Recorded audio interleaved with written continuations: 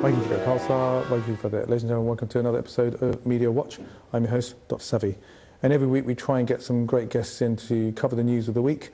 And this week we have, as per normal, our show format is that we take one headline, we take a number of headlines from around the world, and we take one headline in particular, or we look at Sikh history. Now, this particular week happens to be a very bad week in terms of dark days of 30 years ago when Indira Gandhi was assassinated, and what we found was that within days there was no police, there was no one there, and the whole situation came under a situation of pogroms. Now, a pogrom, we suggest that you look that up, is different to a riot. A pogrom and its history is also interesting in Wikipedia, is when one community attacks another community. And in this case, that community happened to be the Sikh community, and thousands of people died. And they were killed, no matter what way you put it. If you're killed, you're killed, but in the brutalest manner that you can even think of in your nightmares. Now, this week we've got some fantastic guests, as I said before. We welcome back Vickram Grewal. Welcome back to the show. Thanks for having me back on. And you know, it's really great that we've got you back. You've moved jobs a few times, haven't you? So you've worked for a number of leading financial organisations, business organisations, American. Now you're on this side. Tell us a little bit about what you're doing right now. Sure. So previously I was at Bloomberg as a derivatives analyst for just under 2 years, and now I'm at Legal and General Investment Management. Been there for about a month and enjoying it a lot. Brilliant. Well, thanks very much for your time to come on the show and share with us your views on the news, as well as some financial stuff that we may pick your brains about in a bit. Also, welcome back to Simarjit Kaur. I'm a huge fan of this particular book here. You wrote this quite a few years ago. I think probably, was it 8 or 9 years ago? Yeah, 1999 it was launched, yeah. And one of the amazing things about this book is that the way that you constructed the novel is centred around 1984. We will be talking about that in a bit. And it's just an incredible story that you can't put the book down. I'll put it this way, and it's one of my top books. But the way that you centred it around those particular characters, one in the north and one in Delhi, and also around the central character that brings it all together. You also do a lot of other work as well as writing books. You're really into charity work as well, aren't you? Tell us a little bit about some of the charity work that you're doing, or you have been doing for the last few years. We've been through Dharan project for about 12 years. We're the first project to reach survivors of the genocide out in the Punjab.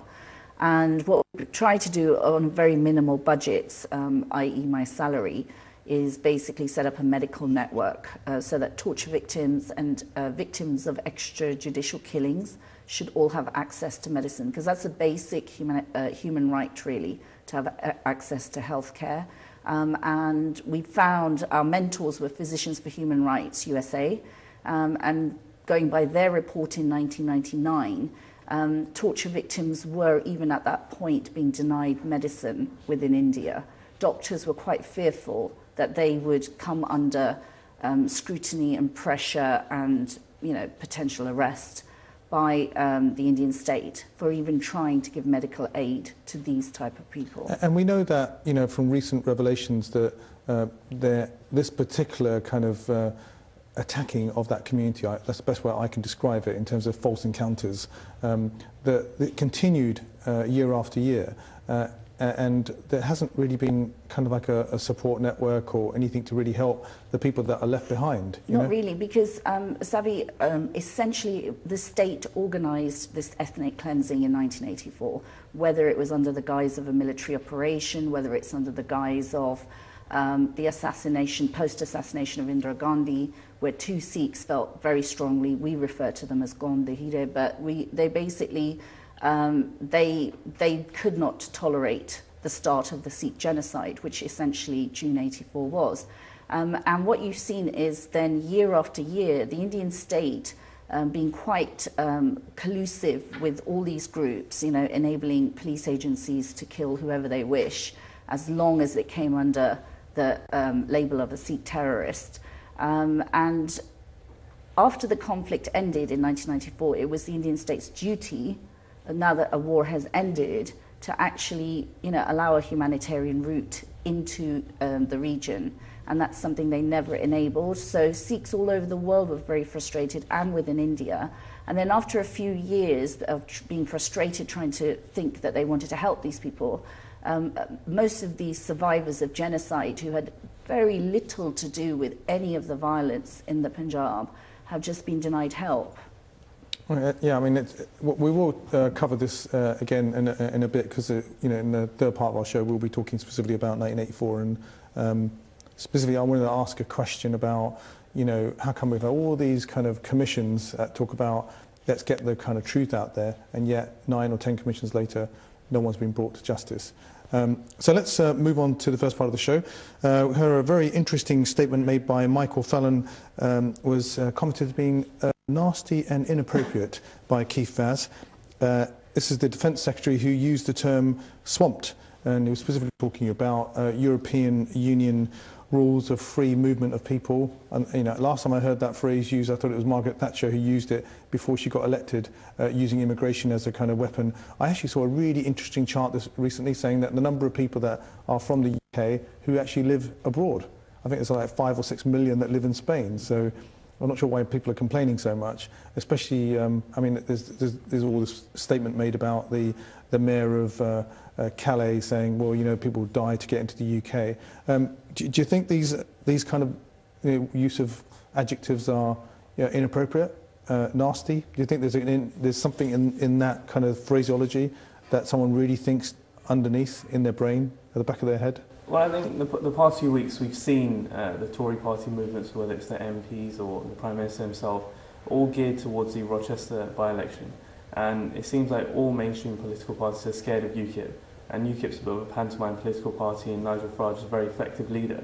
And what we've seen is that everyone moves towards a right on immigration, and they're all running scared of them. So there's these phrases that should be condemned and categorically denied in this country, because what we've seen is that all empirical evidence suggests that immigrants are a net benefit to our country, and they're less of a burden on the NHS. And instead of reflecting upon the negative aspects of immigration, we should talk about how great they are. And if we look at immigrants in the Indian community generally, would this country have won World War II without all the Indian soldiers there? Absolutely. Just under 200,000, and that's just one prime example. But I think the underneath, if there is any anger towards immigrants, is because of the lack of infrastructure, whether that's school places, whether that's social housing, whether that's hospital places. But that's not because of immigrants, it's because of the lack of infrastructure. And we should focus on promoting us being united and being one nation together, instead of being separated and just attacking the unknown, which are immigrants in this case. Often, things like flags and stuff are hijacked, aren't they? I mean, Simarjit, in the past, we'll remember that the Union Jack was hijacked by the National Front, and to a certain extent it's been hijacked by, we came to mention the UKIP party, free advertising for them. But do you think that there is this kind of symbolism that's kind of, making people more attuned to, you're white and you've got a Union Jack and you can wave it around, and therefore you're part of one society? We seem to be quite, or should I say the press seems to be quite good at saying you're Asian, you're South Asian, you're, black, or I saw this phrase the other day, which is black, minority, ethnic. What does that mean? There's 3 different partitions of the same group of people that, have probably come over here maybe 50, 60 years ago, I think we've got quite an immense heritage in terms of our cultural diversity, and within this country, Britain has been brilliant for it in the last 50 years in trying to appreciate that diversity, which you might not find when you go to other countries beyond the UK. Some countries you can't actually own land, isn't there? Yeah, you can't buy you can't even purchase land, yeah. So, I mean, there's a lot of appreciation of cultural diversity, and there's appreciation at times of nationalism as well, that you belong to a country. Everybody wants to belong to a country, a football team, whatever it is. But the problem comes when, and there is a very, very real danger in terms of this free migration, I think, that a lot of UK citizens feel unsettled about. From Europe to the UK. However, it can be dangerous when you're using terms like swamped regarding certain groups of people. What are they swamped? What are we swamped about? Are they swamped because one community is dominating another? Is it swamped because you can't see enough white people there? Or is it swamped because the whole definition of identity for that particular country, or is confused with with skin colour. You know, I don't know. Exactly, and you've touched on that greatly, Savi, because using these kind of phrases and branding them around, it opens a can of worms. You know, what are we talking about? And that's pushing people towards feeling more uncomfortable about the globalized world that we live in now, instead of embracing immigrants and embracing different cultures, which is a real shame. I have to agree with you, because we are a global identity. There is a lot of UK people who live abroad, and they're not necessarily living in the UK. And British culture has been exported. We are a global family. I think one of the things that is this referring the swamped word? Is that referring to the person, the mayor of Calais? Well, I don't. Well, she didn't use the term. I think it was the Michael Phelan, the British MP, the defence minister. In that sort of position, one needs to be careful, because at the end of the day, there is definitely worries about border control at the moment. But you do have a humanitarian side that needs to be considered, and that is the fact that you've got global refugees growing around the world. You've also got a lot of conflict zones around the world right now. And these people do need safe haven at some point. So the argument might be that why should the British come in? I'm not, I'm just saying, the devil's advocate, the British people, and I mean that not by white people, I'm saying whoever British actually represents, why should they pick up, we'll pick up the money and the tab for looking after other people's problems? I mean, there has to be some sort of control, and I agree that the free movement of labour is a great concept, but sometimes an economy cannot handle that, and I don't believe that this country has the correct infrastructure and prosperity right now to handle unlimited amount of immigration. But you touched on it at the beginning of the show, that there's more people in the UK that live within Europe than Europeans that live here, and that's something we have to remember, because if this referendum is coming along, that's constantly in the news, and if UKIP do get to decide, become a coalition partner in next year's government, then we probably will see that happen. Okay, I mean, I think it's interesting that if you look at places like Canada and the United States that are made up of immigrants, the irony is that there is still that kind of redneck thinking as well. There seems to be this kind of complex, superiority complex that sometimes exists between cultures. And the worst thing is, even in cultures themselves, you can have a black culture and they may not like, they might not, we don't like Africans, we don't like Americans. I think there's a lot of Asians, human nature to split people up, There's a lot of people within the Asian community who actually don't want further immigration either coming into this country. But the question is, when does it stop? How is it controlled? And obviously, Britain has always been at the forefront in terms of asylum.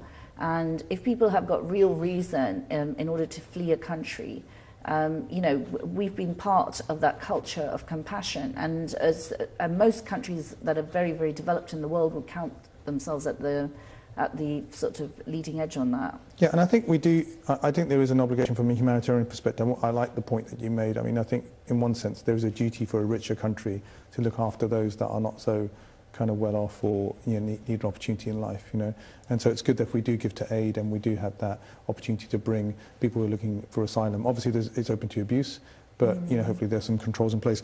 Let's move on to the next part. We note that the Guardian front page reports that Sierra Leone is ill-equipped. I saw a phrase in the press recently talking something about, well, it's interesting that people are worried about Ebola because it can affect everyone, but poverty doesn't. So, there seems to be a different level of measurement on what will ultimately impact you if there are going to be thousands of cases. Should we not be giving the same kind of amount of priority to resolving poverty problems as well as disease, especially in countries that can't handle it, I think I mentioned on the show last week that 42 days, I think, Nigeria is Ebola-free. They have their own poverty issues too as well.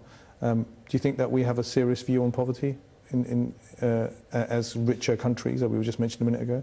I believe that there are these charity ads that come on TV and people feel good if they're paying £2 a month towards that. But you have to look at the bigger picture here, and if you can really help in other ways. I know that the Red Cross do a great amount of charity work in these third world countries, but we do need to tackle poverty.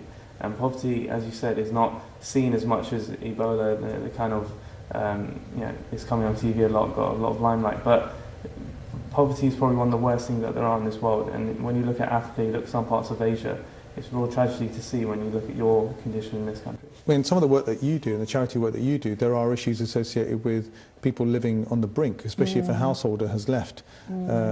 in terms Well, of the like, sort of they left families- because it wasn't their choice to leave. They never came back home. The sort of families we're dealing with are where, say, the husband was taken and killed, the son was taken and killed, but the survivor was also tortured or witnessed their loved one being taken away. And it's a that's very continued torture, traumatic. isn't it? Because they have no income coming in. It's, and then obviously whatever they had in the Punjab, as women did, whatever they had, men did, they would just sell their jewellery, sell whatever they had to pay the police in the hope that they would basically free their loved one.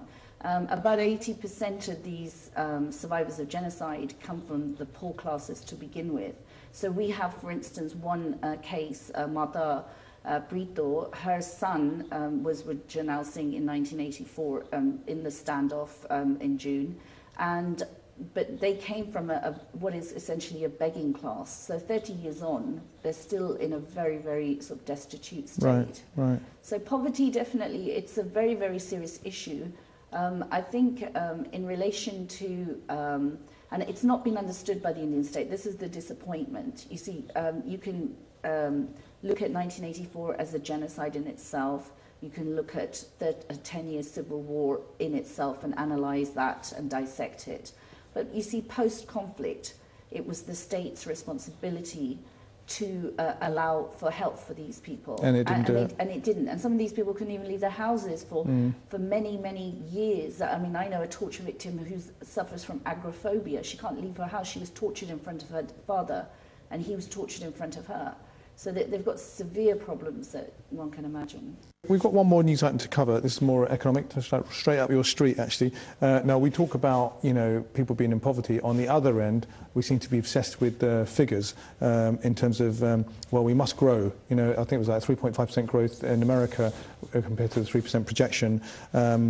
And it talks about this 4.6% growth that was expected between April and July coming up to this year. So annually it's gone up, quarterly it's going up, but these aren't real measures for kind of growth, are they?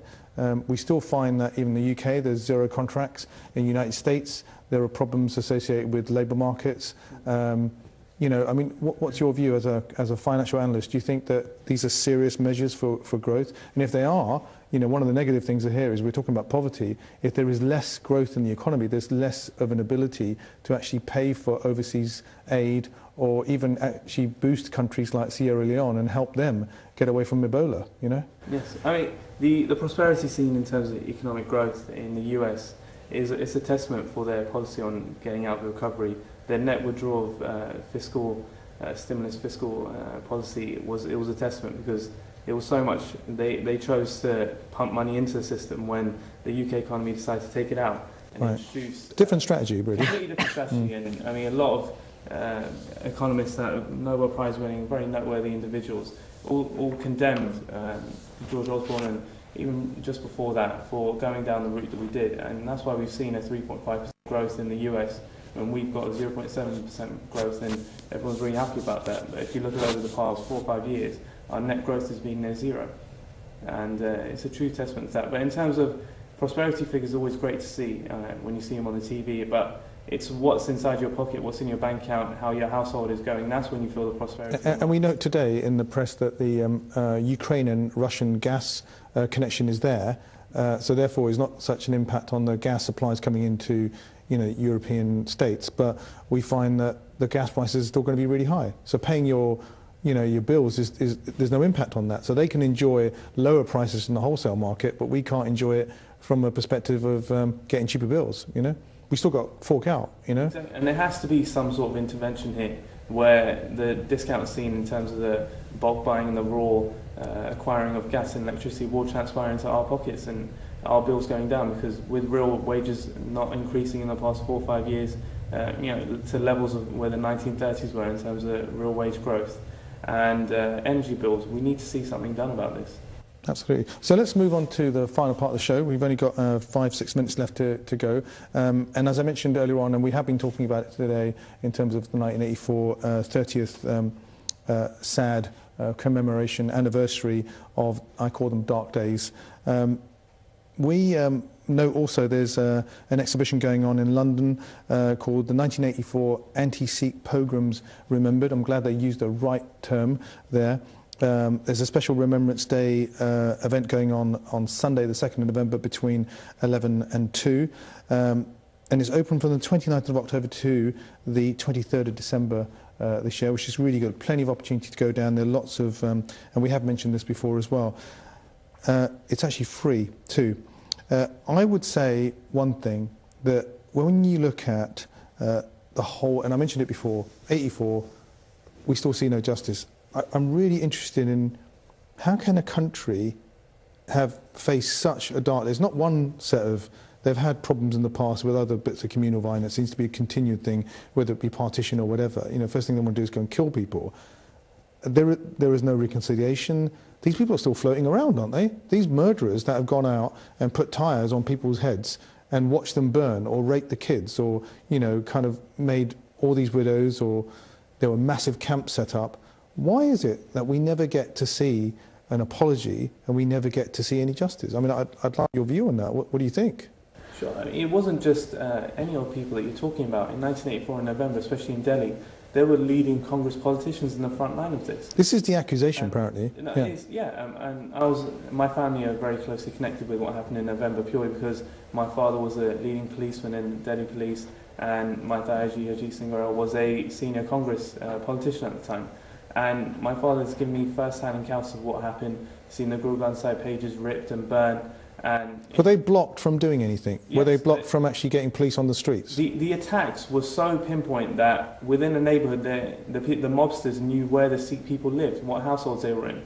And this is obviously because of government intervention in it. And you would never see anything like this in the Western world or any other country.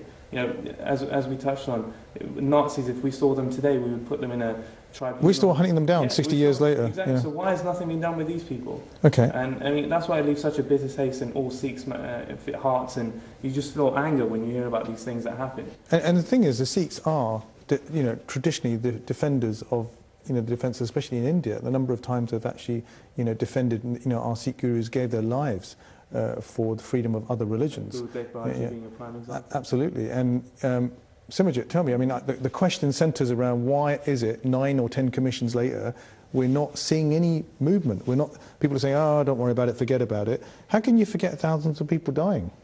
I think that's a very hard question, because it's a very big country and has a huge apparatus working in its favour. But I think what Sikhs need to do, or people who are concerned about this issue, is to get right into the issue, go to see survivors, and actually try to understand what has actually happened. Because you have a huge Indian judiciary. But there's been loads of movies, aren't there? There has, and they've been all brave attempts. They've been not commissioned by one Sikh body or one Sikh group. They've been brave artists who've just gone out there and tried to get their voice out. But on a human rights front, I would say, having looked at the Punjab human rights community and the Sikh human rights community, it was very brave in the 80s and 90s. But quite frankly, out in the diaspora, where we're all sitting, there's very little people who will get hands-on and start to go back to India and document what has actually happened. They could even analyse how did the Indian judiciary collude with the police forces to make sure that, you know, if your loved one, if you were arrested, Savi, how would I find out you're still alive? But the way in a democracy is through habeas corpus. Yeah. By the time I could try to get habeas corpus in the court, if the judge is in with the police, they're not going to let that happen. And these were very illiterate, poor people, even in Delhi, who bore the brunt of the massacres. So you're talking about a very sophisticated superpower. 30 years later, India is on the verge of becoming a superpower. So if the Sikhs cannot think that, well, we need a super judiciary ourselves, or super investigations to take place, and they're just waiting for someone else to do it, well, I'm sorry, it's not going to happen. If you look at Bosnia, I mean, okay, you could argue Bosnia in the ICC, eventually they brought some criminals to court. You had 50,000 women raped in Bosnia.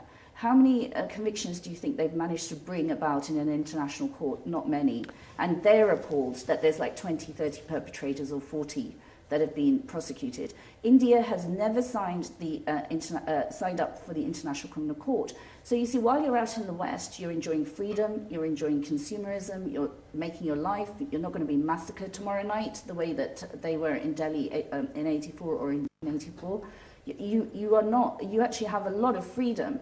And what most people are doing is we're like watching reality TV, switching off, commuting on their trains, Googling. So I'm going to have to stop you because, you know, it's and good they need to be part of a bigger picture of the human rights struggle, because it's not just the Sikhs. You've got the passion, and I would recommend we've all got the passion to believe in the cause and continue and fight for justice. Sadly, we come to the end of the show. We could go on, and we will do another special on 1984, specifically to look at the issues and kind of really look at solutions, I think, in terms of going forward. Well, that's it for this time round. And we end on the dark days of that commemoration, and we hope to see you next time. And we are very thankful for the guests for coming in this week. We really appreciate your contributions. Until next time, Waheguru Ji Ka Khalsa, Waheguru Ji Ki Fateh.